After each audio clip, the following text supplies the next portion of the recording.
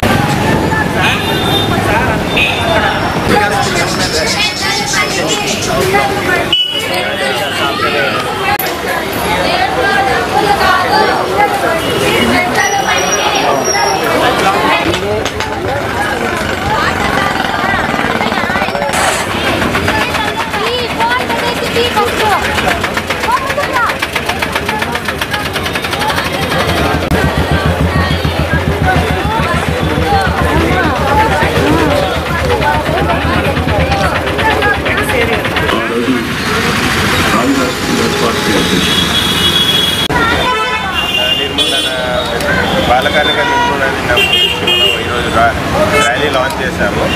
మనం లాంచ్ చేసింది కేవలం ర్యాలీ మాత్రమే కాదు, బాలకార్మిక వ్యవస్థ పట్ల పోరాటం, అది ఒక యుద్ధం మాదిరిగా మనం చేయాలని సంకల్పించుకొని మొదలెట్టాం. ఇది అంటే నాకు బాగా గుర్తుంది, మేము స్కూల్లో ఉన్నప్పుడు 3వ తరగతి 4వ తరగతి చదువుతున్నప్పుడు ఎవరైనా టీచర్లు కానీ ప్రిన్సిపల్ కానీ వాళ్ళు వచ్చి అడిగేవాళ్ళు, అంటే బాబు ఏమవుతావు పెద్దయ్యా కానీ, ఏదో డాక్టరు ఇంజనీరు కొంతమంది ఐఏఎస్ ఆఫీసరు అని చెప్తారు.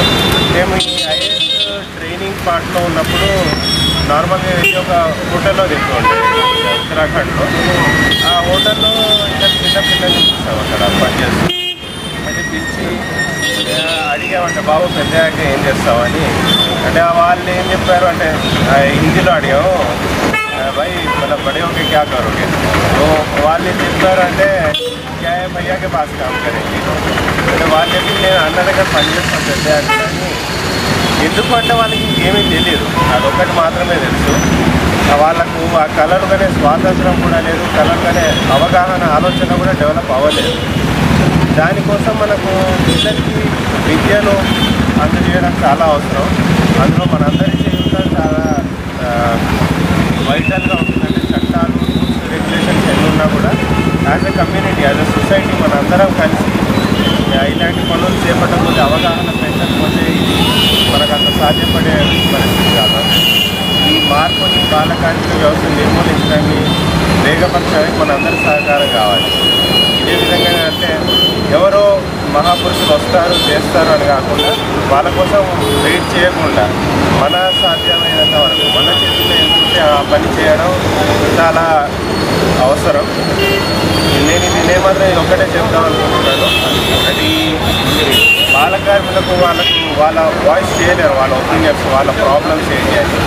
కాబట్టి మనమే ఆ బలహీనలకు బలంగా నిలవాలి, ఆ గొంతుగా లేని వాళ్ళకు గొంతుగా నిలవాలి, ఆ ఆశలు ఆవిరైపోయిన వాళ్ళకు ఆశ జ్యోతిగా నిలిచి వాళ్ళకు ధైర్యాన్ని నింపాలి వాళ్ళ జీవితాల్లో. అదొక్కటే నేను చెప్దాం అనుకున్నాను. ఇది మాత్రం మనం చేయకపోతే ఈ ర్యాలీ లాంచ్ చేయడాలు ఇవన్నీ మనకు దీనికి అర్థం అవుతుంది.